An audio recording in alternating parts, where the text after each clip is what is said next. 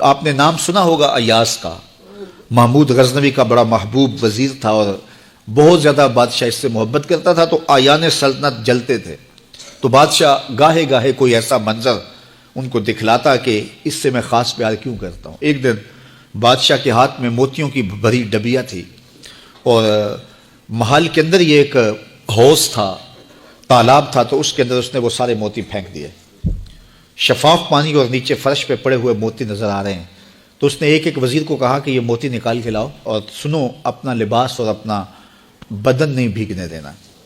تو سب نے کہا یہ کیسے ہوگا کہ موتی بھی تہ سے نکال کے لائیں اور بدن بھی اور کپڑے بھی نہ بھیگیں؟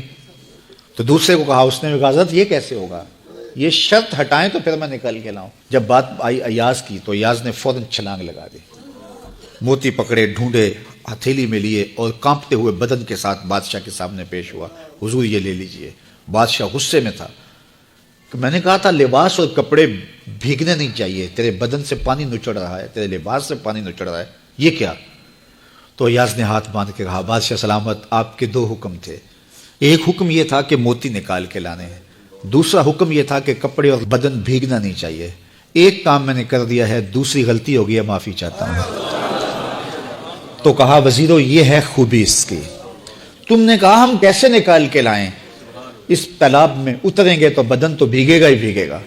تو کہا جب شہوات دی گئی ہیں، خواہشات رکھی گئی ہیں، آرزویں دیوانی ہیں، اور پھر اس کائنات کے اندر رہ کر کے حضرت انسان کبھی تو اس تالاب کی غلاظت سے اپنے آپ کو بھر ہی دے گا، تو پھر کمال کیا ہے کہ نیکی کے پھول پیش کر دے، سجدے کے موتی پیش کر دے، رکوع اور قیام کے موتی پیش کر دے، ہمدردی انسانیت کے ساتھ پیار کے موتی پیش کر دے، سارے موتی پیش کرے، پھر مالک کا جلال کہ تیرے کپڑے کیوں بھیگے، یہ گناہ کیوں کیا، یہ گناہ کیوں کیا، ہاتھ جوڑ کے کہے مالک اس کی معافی مانگ۔